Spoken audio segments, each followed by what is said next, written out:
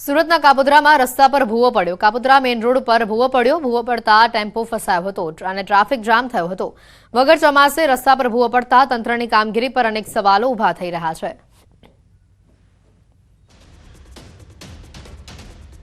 ભૂવો પડતા ટેમ્પો ફસાયો હતો. ઘટનાના આજે દ્રશ્યો સામે આવી રહ્યા છે. જોઈ શકાય છે ટેમ્પાનું જે પૈડું છે અડધું આ ભૂવાની અંદર ફસાઈ ગયું છે. તંત્રની નબળી કામગીરીની પોલ અહીંયા આ ખુલ્લી પડી છે. કાપોદ્રા મેઇન રોડ પર જ ભૂવો પડતા અનેક સવાલો પણ ઊભા થઈ રહ્યા છે. ભૂવો પડતા ટેમ્પો ફસાયો હતો અને ટ્રાફિક જામના દ્રશ્યો પણ સર્જાયા હતા. કેટલો મોટો ભૂવો છે તેના પરથી જેમાં આખું આ ટ્રકનું પૈડું ફસાઈ ગયું છે. રાજકોટના ઉપલેટામાં જોખમી સવારીનો વિડીયો સામે આવ્યો છે. ઉપલેટા રોડ ઉપર કોલકી નજીક મુસાફરોના જીવ જોખમાય તેવી મુસાફરી થઈ. મોતના મુખ સમાન વધુ એક જોખમી સવારીનો આ વિડીયો સોશિયલ મીડિયા પર વાયરલ થઈ રહ્યો છે. દ્રશ્ય જોતા જ ગાડીમાં ક્ષમતાથી વધુ મુસાફરો બેસાડવામાં આવ્યા હોવાની આ વિગતો પુરવાર થઈ રહી છે અને ચાલક પણ બેફામ ગાડી દોડાવી રહ્યો છે. આ વાયરલ વિડીયો ઉપલેટાના કોલકી રોડનો હોવાનું ચર્ચાઈ રહ્યું છે. જોકે વાયરલ વિડીયોની તપાસ બાદ વધુ હકીકત સામે આવશે.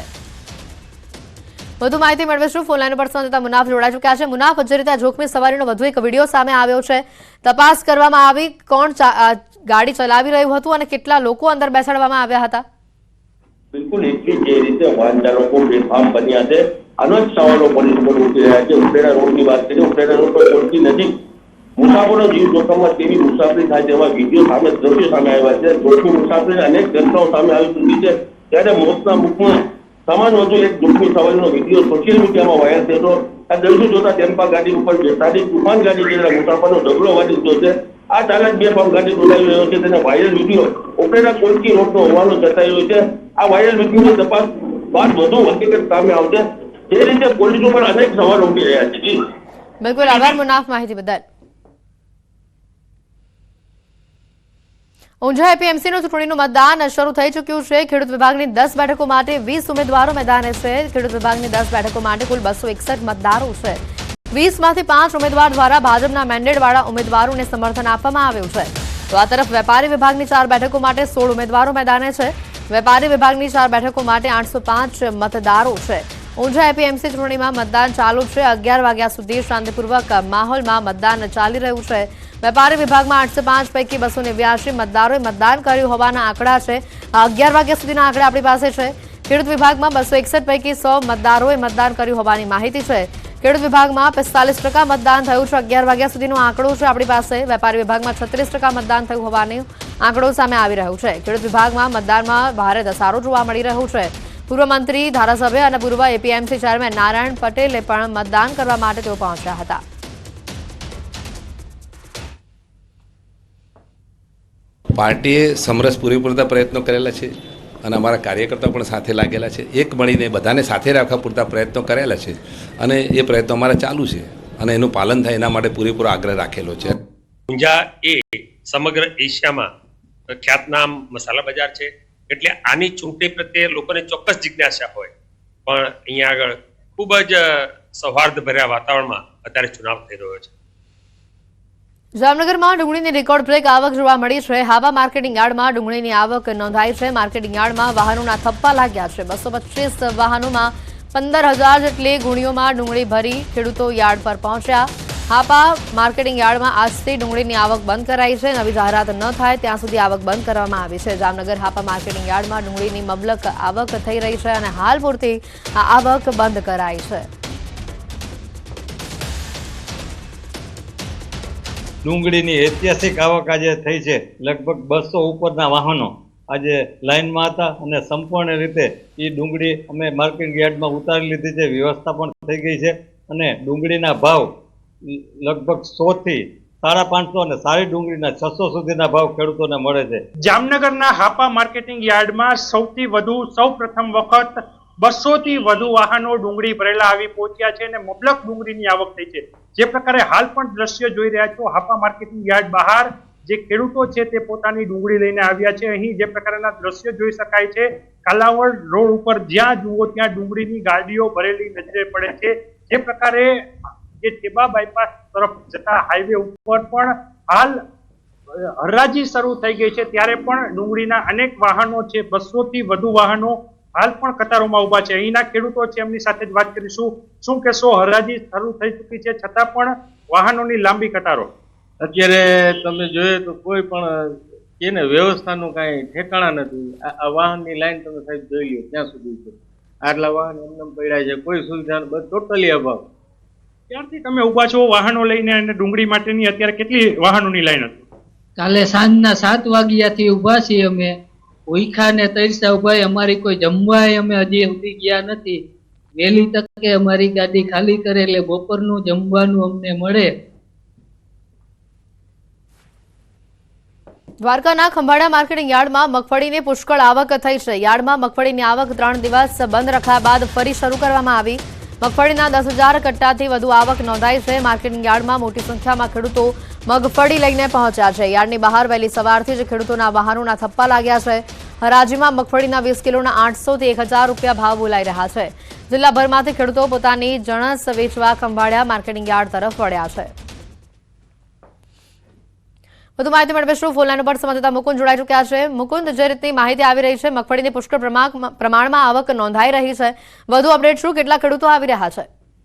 જી, વાત કરવામાં આવે તો દેવભૂમિ દ્વારકો છે તે મગફળીના ઉત્પાદનમાં હંમેશા અગ્રેસર હોય છે. ત્યારે આ વખતે પણ મગફળીનું ઉત્પાદન સારું થયું છે. ત્યારે ખંભાળિયા માર્કેટિંગ યાર્ડમાં મગફળીની પુષ્કળ આવક નોંધાઈ રહી છે. વહેલી સવારથી જ ખેડૂતો મોટી સંખ્યામાં મગફળી લઈને ખંભાળિયા માર્કેટિંગ યાર્ડમાં પહોંચ્યા હતા. ત્યારે 3 દિવસ જે બંધ હતી હરાજી, તેને લઈ જે આજે સોમવારના વહેલી સવારથી જ જે યાર્ડ છે તે ખોલવામાં આવ્યું હતું અને ખેડૂતોને જે મગફળીની જે ખરીદી છે તે શરૂ કરવામાં આવી હતી. ત્યારે આજે વહેલી સવારથી જ અંદાજિત 10,000 જેટલી મગફળીના કટ્ટાની આવક થઈ હતી અને ખેડૂતો મોટી સંખ્યામાં પોતાના વાહનો લઈ યાર્ડમાં પહોંચ્યા હતા. જી, આભાર મુકુંદ માહિતી બદલ.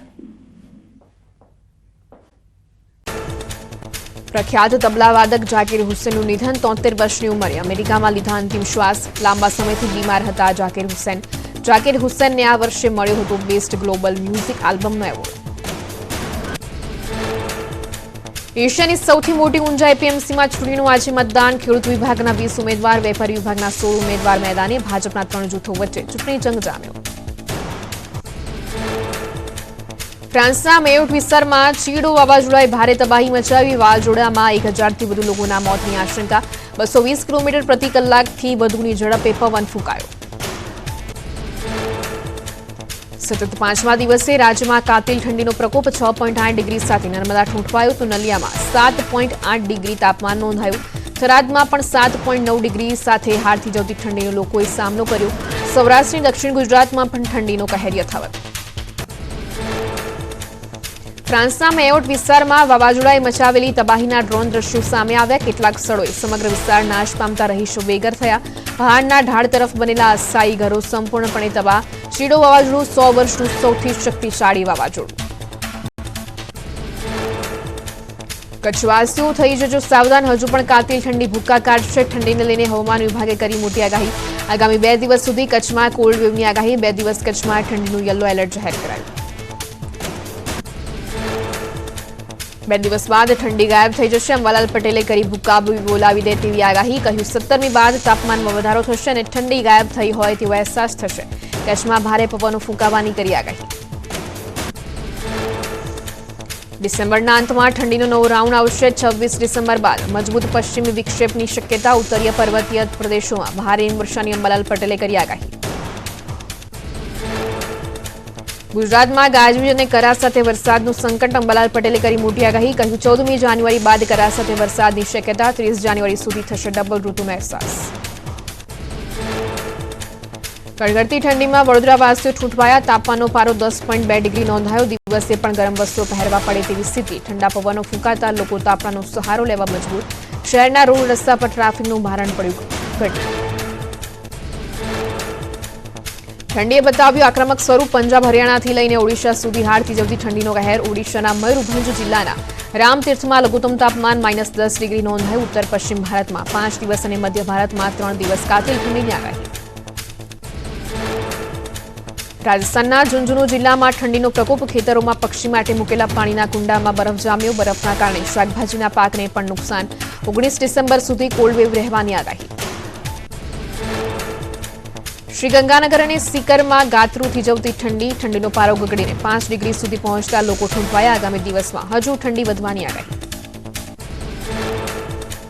રાજસ્થાનના લોહવારામાં ઠંડીનો પ્રકોપ. ઉત્તર ભારતમાં ભારે હિમવર્ષા થતા રાજસ્થાનના અનેક જિલ્લાઓમાં ઠંડીનું એલર્ટ અપાયું. તો અજમેર સહિત અનેક શહેરોમાં તાપમાન ગગડતા વાહનો પર બરફની ચાદર જોવા મળી.